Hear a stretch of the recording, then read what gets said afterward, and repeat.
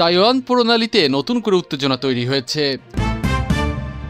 Taiwan প্রণালীতে নতুন করে উত্তেজনা তৈরি হয়েছে। হঠাৎ করেই অস্ট্রেলিয়া ও কানাডা দুটি যুদ্ধ জাহাজ তাইওয়ান উপকূলে প্রবেশ করেছে বলে দাবি করেছে চীন।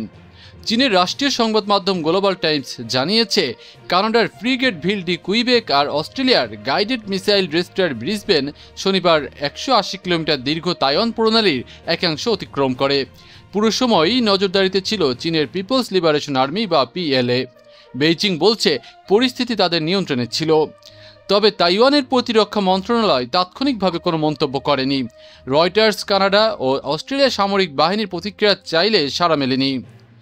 মার্কিন যুক্তরাষ্ট্র তাদের মিত্র দেশগুলো বরাবরই এই প্রণালীকে আন্তর্জাতিক জলপথ হিসেবে দেখে, তাই যাতায়াতকে বৈধ বলে মনে করে। বিপরীতে চীন দাবি করে এটি তাদের আঞ্চলিক জলসীমা।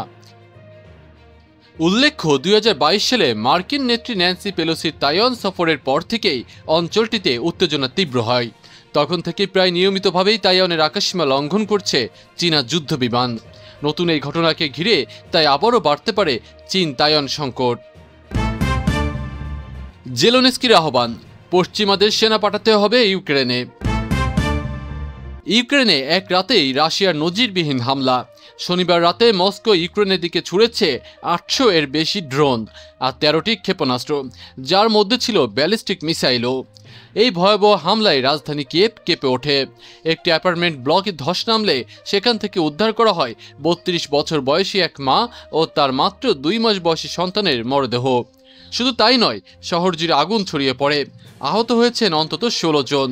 জাপোরিজ্জিয়া শহরের রুশ হামলায় আহত হন 17 জন। ক্ষতিগ্রস্ত হয়েছে একাধিক অ্যাপার্টমেন্ট, বাড়ি, এমনকি একটি কিন্ডারগার্টেন পর্যন্ত।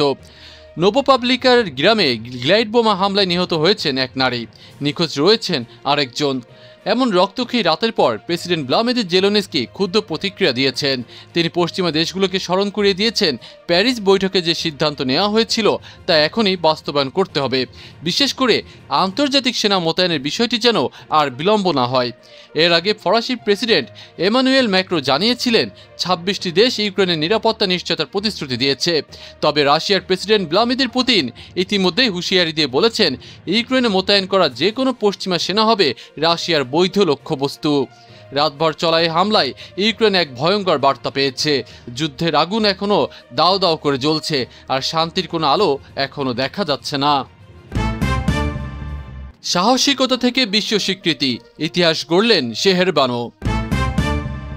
পাকিস্তানের ইতিহাসে প্রথমবারের মতো অনন্য কীর্তি গড়লেন নারী পুলিশ কর্মকর্তা শেহরবানো নাকভি। তিনি মর্যাদাপূর্ণ Asia Society 21 next generation fellowship 2025-এর জন্য নির্বাচিত হয়েছেন। পাঞ্জাব পুলিশের সহকারী পুলিশ সুপার এই তরুণ কর্মকর্তা দুর্বল জনগোষ্ঠীকে রক্ষা এবং পুলিশি ব্যবস্থায় কাঠামোগত পরিবর্তনের প্রচেষ্টার স্বীকৃতি স্বরূপ এ সম্মান পেয়েছেন। ডিসেম্বর মাসে ফিলিপাইনে অনুষ্ঠিত এই ফেলোশিপে 27 দেশের 30 জন বিশিষ্ট ব্যক্তিত্বকে সম্মানিত করা হবে।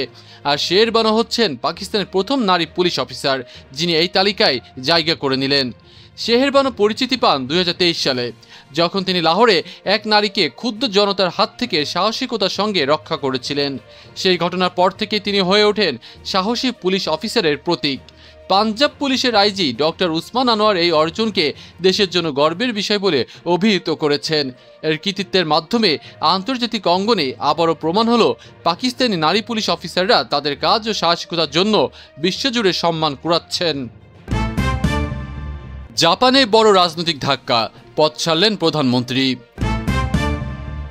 জাপানে বড় রাজনৈতিক পরিবর্তন, প্রধানমন্ত্রী ইশিবা শিগেরু পদত্যাগের সিদ্ধান্ত নিয়েছেন। রোববার দেশটির গণমাধ্যম এনএইচকে ওয়ার্ল্ড এ খবর নিশ্চিত করেছে। গত বছরের অক্টোবরে ক্ষমতায় এসেছিলেন ইশিবা। দায়িত্ব নেওয়ার সময় প্রতিশ্রুতি দিয়েছিলেন মুদ্রাস্ফীতি মোকাবিলা করবেন আর নিজের দল লিবারেল ডেমোক্রেটিক পার্টিতে সংস্কার আনবেন। কিন্তু এক বছরেরও কম সময়ে সব বদলে যায়। সংসদের নিম্নকক্ষে সংখ্যাগরিষ্ঠতা হারায় ইশিবার জোট। এরপর জুলাইয়ে উচ্চকক্ষেও পরাজিত হয় তারা। এতে দলীয় ভেতরে শুরু হয় তীব্র সমালোচনা।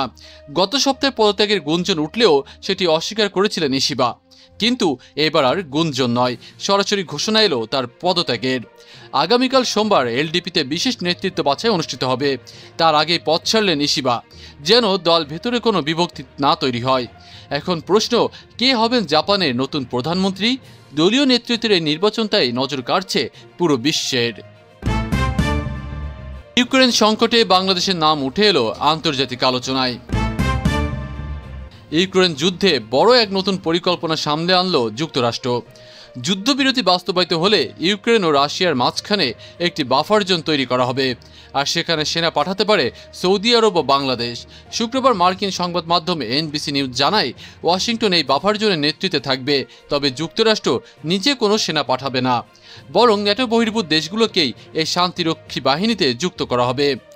4 জন মার্কিন কর্মকর্তার বরাত দিয়ে বলা হয়েছে, সম্ভাব্য তালিকায় রয়েছে বাংলাদেশ এবং সৌদি আরব। এই বাফার জোনের উদ্দেশ্য ইউক্রেনকে ভবিষ্যতে রাশিয়ার হামলা থেকে রক্ষা করা।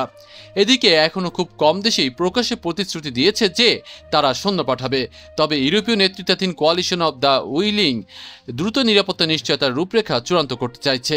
অন্যদিকে সাবেক মার্কিন প্রেসিডেন্ট ডোনাল্ড ট্রাম্পও এখন পর্যন্ত কোনো অগ্রগতি আনতে পারছেন না। গত মাসে আলাস্কায় পুতিনের সঙ্গে বৈঠকের পরও আলোচনায় তেমন ফল আসেনি। তবে স্পষ্ট একটি বিষয়, যুদ্ধবিরতি চুক্তি হলে ইউক্রেনে আন্তর্জাতিক সেনা মোতায়েনের পরিকল্পনায় বাংলাদেশের নাম সরাসরি উঠে এসেছে। এখন দেখার বিষয়, ঢাকা কি সত্যিই এই উদ্যোগে অংশ নেবে?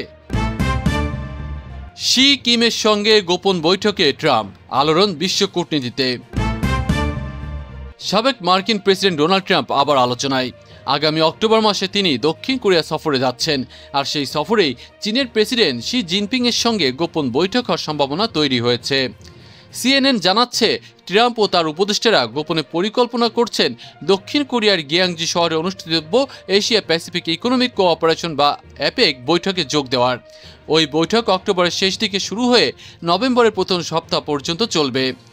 মার্কিন প্রশাসনের কর্মকর্তারা নিশ্চিত করেছেন, এই সুযোগে শি জিনপিং ও ট্রাম্পের মধ্যে একটি দ্বিপাক্ষিক বৈঠকের আলোচনা চলছে, যদিও এখনও কিছু চূড়ান্ত হয়নি। এর আগে গত মাসে এক ফোন আলাপে শি ট্রাম্পকে চীন সফরে আমন্ত্রণ জানান। ট্রাম্পও পাল্টে আমন্ত্রণ দেন, তবে তারিখ নির্দিষ্ট হয়নি। ওয়াশিংটনের এক কর্মকর্তা বলেন, দক্ষিণ কোরিয়া সফরে মূলত অর্থনৈতিক সহযোগিতা, বাণিজ্য, প্রতিরক্ষা ও অসামরিক পারমাণবিক সহযোগিতা নিয়ে আলোচনা হবে। কেবল শি নন, উত্তর কোরিয়ার নেতা কিম জং উনের সঙ্গেও ট্রাম্পের বৈঠক হতে পারে। দক্ষিণ কোরিয়ার প্রেসিডেন্ট লি জে মিয়ং এমন ইঙ্গিত দিয়েছেন। ট্রাম্প নিজেও সাংবাদিকদের বলেছেন তিনি কিমের সঙ্গে দেখা করতে প্রস্তুত। তবে বিষয়টি জটিল হয়ে দাঁড়াচ্ছে যুক্তরাষ্ট্র চীন সম্পর্কের কারণে। শুল্ক যুদ্ধ, সামরিক মহড়া আর ভূ রাজনৈতিক টানাপোড়েন শি ও ট্রাম্পের সম্পর্কে এখন সূক্ষ্ম পর্যায়ে। বিশেষজ্ঞরা মনে করছেন, গিয়াংজি সম্মেলন হতে পারে ট্রাম্প শি বৈঠকের জন্য বড় এক মঞ্চ, আর সেখানে কিম জং উনের উপস্থিতি ঘটলে তা বিশ্ব রাজনীতির জন্য হবে আরও তাৎপর্যপূর্ণ।